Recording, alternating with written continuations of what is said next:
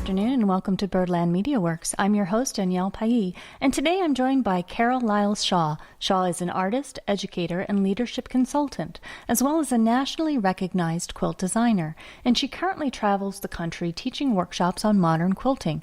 Carole Lyles Shaw is also the author of 2 books, Madly Modern Quilts, Patterns and Techniques to Inspire Your Quilting, and Patriotic Modern Quilts, Honoring Tradition in a Contemporary Way. The topic today is the artist within, finding individualism and free expression through modern quilting. Carole, thank you so much for joining us today. Thank you, Danielle, for the invitation. For those who may not be familiar with your work, can you start by telling us a little more about yourself? Sure. I started quilting over 25 years ago. Prior to that, I'd had a corporate career and, did all those corporate things and continued to do that. But I wanted to make some quilts for my nieces and nephews, an idea that came out of the blue. So I borrowed a book from the local library, or several books actually, went to the local Joann Fabrics, because that's all basically we had back then, and started experimenting right from the beginning. I followed patterns in magazines, but found that very quickly the pattern bored me.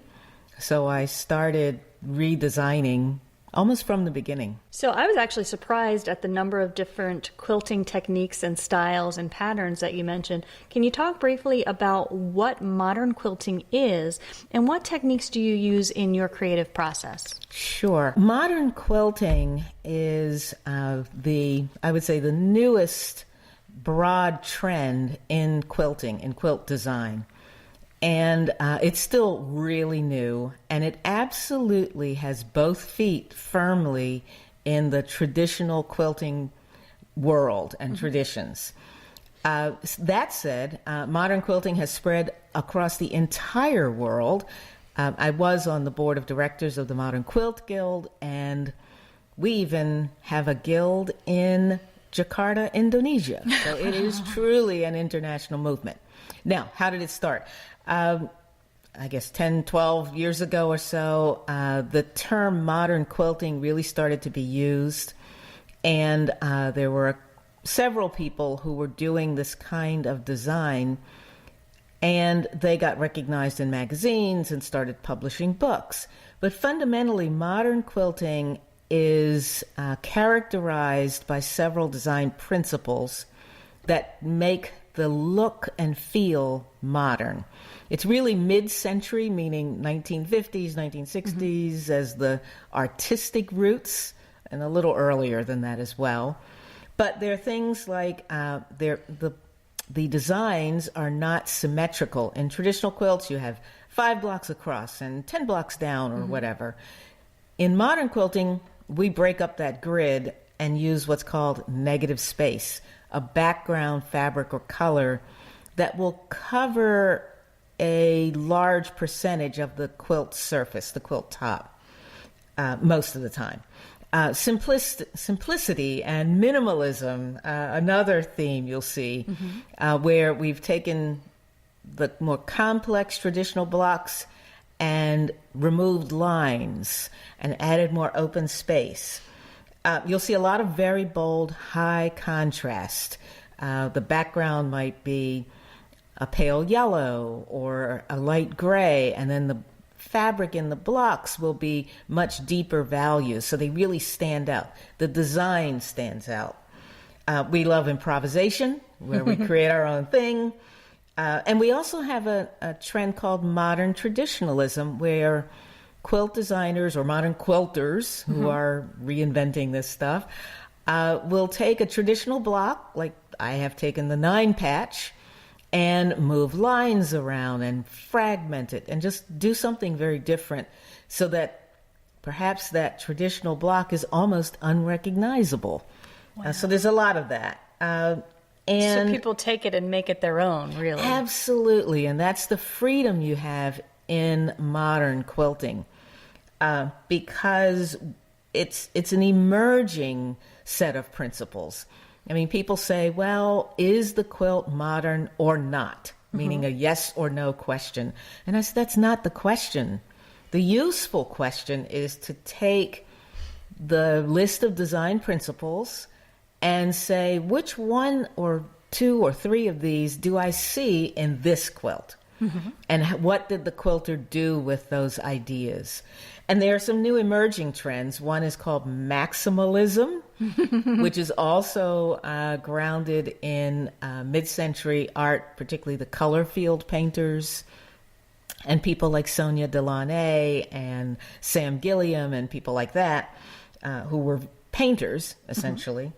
And we use a lot of color, and negative space kind of disappears, or it becomes a very bold color. So that's, the cutting edge, I would say, of modern quilting. So when people are asking you, is this technically a modern quilt? Primarily people who are new to it. Yes. You probably want to tell them they're not rigid rules. There are rules to help guide you, but they sound like they're meant to be broken. Absolutely. We broke the ones from the traditional quilters with respect. And I personally am always advocating to the students in my classes, here's how I think this block could be made. Here's a starting point. Now go see what you want to do. Once you understand the basics of whatever I'm teaching in the workshop, reinvent it. Yeah. Let me take some pictures so I can inspire me. Yes. It's a difference between following the technique 1, 2, 3, and then discovering your internal artist. Yes. There are some myths about modern quilting. One of them is modern quilters don't match their points. In quilting, you're supposed to match the points. And precision piecing. Well, there are modern quilts that are definitely precision pieced. We even do paper piecing. We do applique. We do hand quilting and hand piecing. So there are some design principles, and then a lot of the other stuff is really a myth. Yeah. Now, when I first met you, I made the comment that I admire artists because I have no artistic talent whatsoever. And you answered, everyone is an artist. You just have to discover your creative expression. How do you help people find their unique artistic talents? That's a great question. I love that question. Even in my corporate training, which I still do occasionally, I have art-based exercises in those workshops because I truly have never met a human being who could not produce something interesting and unique and creative using, any type of materials, whether it was just a bunch of crayons or some pieces of color paper and cut and paste them. You don't need art training to be creative. Art training helps us explore new possibilities. But there are lots of artists in many museums and galleries who never took a design class, who never stepped foot in an art class, even in elementary school or whatever, who found a way to express an idea, whether it was playing with colors or shapes or whatever. Now, I tell people if you can go online and look at art, it just helps you learn more about what's possible. Mainly, I help people get rid of that critic voice in their head that very says, powerful. I am what you just said. I am not creative. I can't draw a straight line. Blah, blah, blah, blah, blah. All those critic voices, and all they do is make us sad. Right. They don't help. So there's help for those of us who could not color within the lines. That's good to know. Absolutely. Come to modern quilting. We don't like lines, some of us. Now, what was the turning point for you? Now, when you started, I'm sure you followed the rules and worked with existing pattern, and then you moved into designing your own patterns and turned that into a business. How'd that happen? Well, early on, as you said, I was trying to follow the patterns in the magazines or the books and teaching myself basically to sew quilts. I mean, the technical piecing, how to use the sewing machine, basically, how to cut strips and whatever. And I joined a guild, the African American Quilters of Baltimore, who are still going strong, although I don't live in Baltimore anymore. But when I joined them, they took me under their wings and said, your designs and your ideas are really interesting, Carole, but you need to learn how to sew so that what you want to make, you can actually do. And I said, makes sense. So they taught me the fundamental sewing skills for working with cotton to make quilts. And I am forever grateful to them for that. But then I was very early on just making up stuff, making up designs, taking a pattern and saying, well, what if I changed this? What if I made this block larger or that one smaller or didn't do this line there? And I didn't start making patterns, though, until a few years ago.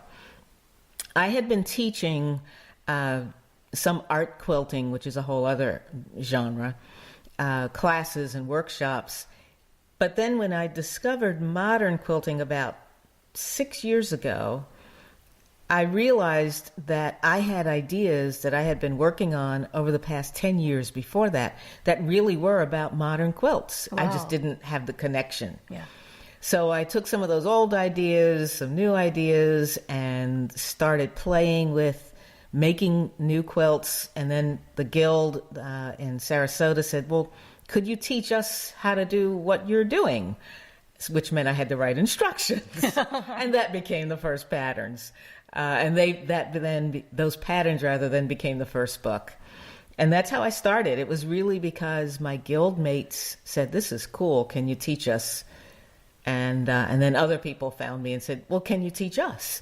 So you've just described the story of many teachers who don't think they're teachers, and then people recognize them and they get called into action. Yep, because it was never my intention to develop a pattern writing business, but I'm so glad I did because it's so much fun. Now, I know many people would envy you because you have made a career out of doing what you love. You know, for many people, quilting might just be a hobby. How difficult was it for you to turn your passion into a career, or was it difficult? In one way, it was not difficult because for 20 plus years, I had a business as a leadership development consultant. So, I understood, about marketing yourself and putting up a website and those kinds of things. So that wasn't new. And I loved that life. And I was very confident that I could take those same skills and experiences into this business once I got started.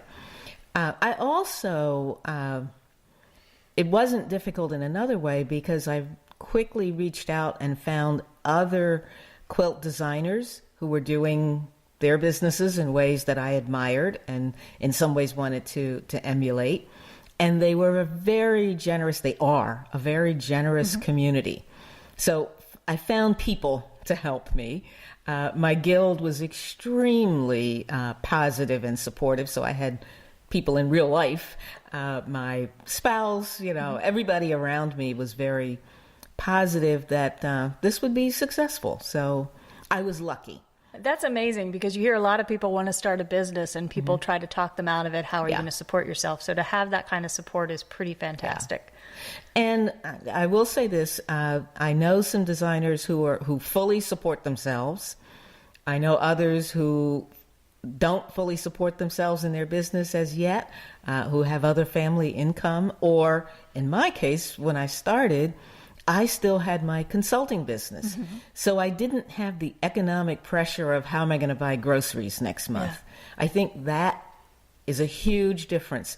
For people who have that real economic pressure, I know it's more difficult and riskier, frankly.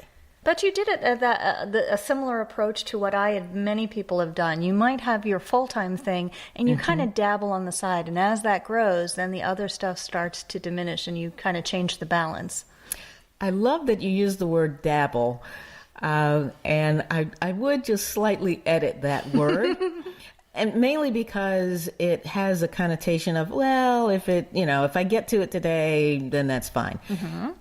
With your second job, if you really want it as a business, it's a second job. Yes. You have to be just as disciplined, and you have to schedule, you have to set aside real time, times when you have the energy to pay attention to it.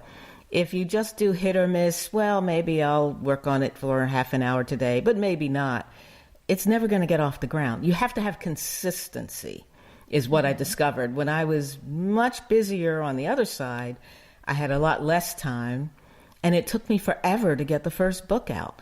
Once I realized that that was me in my way, and I shifted some things, and I really relied on some great resources that I had supporting me. The second book was much faster, got out much faster. And now the patterns I'm doing, I'm turning those out much more quickly this year. Yeah, and these are all great points, and I'm glad you said that. I used to get frustrated when I worked in journalism when I'd read about freelance writers who, they check the mail, they go online, and before they know it, it's 4 o'clock, and they think, oh, the life of a writer. I'm like, no, you're at the computer at this time, you're dressed, you're going to work, and you almost have to approach that, even if you're not making money at that moment, set aside that time to dedicate to what you're working on. Exactly. You have to invest real time, real attention. And that also takes support from whoever you're living with or, the other people in your life to respect that time. Yeah. And you have to respect it. If you don't respect it, nobody else is going to. And if you say, when I have time, I'll do this, that's not going to happen. It's not going to happen. So we've already touched on this a little bit, and I've interviewed artists and entertainers before, and this is kind of a two-part question. Okay. Number one, they have to have the ability to market their art. Like, I'm going to walk in, I'm going to buy that painting off the wall, I'm going to buy that art book. In your case, you're not only selling product, but you're you're educating people for how to create. And I would think the marketing tactics are a little bit different, or are they? I think, there's some overlap, but selling the product, in my case, my products are my books and patterns. Those are my products. Selling those really requires, as I'm answering this question, I'm now thinking maybe they're not so different. Because the other side is selling the service, which is I go out and teach people in guilds and shops. It takes, again, discipline. Some marketing tools. Obviously, social media is the end-all and be-all these days. And for me, Instagram has worked the best in terms of getting people to notice what I'm doing. And I do the same thing with the teaching. I'll occasionally post pictures of what my students are doing in a class. And then, in my bio, there's a link back to my blog, which has my teaching schedule and contracts and all that stuff. I also network a little bit in the industry. When I say the industry, I mean with people who are in the fabric manufacturing companies, for example, obviously with other quilt designers and teachers. So again, getting more people to know who you are and what you do, and then supporting people when they ask for help or an idea. All of that, you got to pay it forward as well. Yeah. So I think outreach, being really authentic in who you are and what you do. I'm trying to get better at photos. I know what I should do, but then I don't take the time to do it. So that's one of my goals this year, is to up my game a little bit on my photos of my in-progress work that I post on Instagram, for example, or in my blog. Also, I have become much more disciplined about blogging more often. I had started, then I would let it go, and I didn't see it as a critical part of the business plan, but I know that it is. And I'm more thoughtful about the content of my blogs. I try to be teaching people through my blogs as well. Give them some idea. For instance, I have a blog post, and a couple really, about what makes a quilt modern. That's a teaching tool. I do that in my lectures. I do that in my workshops. So I want people to come to my blog for content, not because I want to sell them the new pattern. Yep, I'll announce the patterns and that sort of thing. But most of my blog posts now help people learn some aspect of modern quilting, or how to use a different tool or technique like glue basting has been a popular one. I love a couple minutes ago when you had mentioned pay it forward. Yeah. And you talk almost about collaboration because there's so many people competing. Mm-hmm. And if you're not competing and instead saying, I'll show you this and you teach me a little bit, the collaboration builds everybody up, which I like that approach. Yes, thank you. It has helped me enormously, so I try to help others. Yeah. Now, if somebody knocked on your door and said, I want to hire you to make this quilt and this is my vision, would you do it? Yes, I have done it in the past. I have not been doing that for the last 3 or 4 years. I sold almost everything I made in the past. Nice. But I'd love to do collaborative, design. Hopefully they like something they've seen in my designs as a jumping off point. But if some homeowner came and said, I have this idea. And I'd say, well, let's look at it. Let's talk about it and see if I'm the right quilt designer for you. Because it might be that maybe one of my colleagues would be a better choice. But first I'd explore it. Yeah. Now, so from your lips to God's ears, as they say, come on down. Now, what do you love most about your work? Oh, what I love most about my work. Color. That's the first thing. I love getting as bold as I possibly can. A rich feel to my work. Sometimes I'll move over to the minimalism side and work with, white and black and white or something like that. A really limited palette. But I'm the bold, bright one. People look at quilts, and in fact, there are some other quilters who love that style too. And on more than one occasion, I've had someone say, "I saw your quilt on Instagram," and blah blah blah. I said, "No, that was actually person X, but I know why you would think it was me." So, where can people go to find out more about your books, your lectures, your workshops? On my website, which is my name, www.carole, with an E, Carole, Lyles, Shaw, SHAW.com. And I'll make sure that I put the website on the podcast. So, Carole Lyles Shaw, thank you so much for joining us today. Oh, you are so welcome. Thank you. I enjoyed it. It was fun.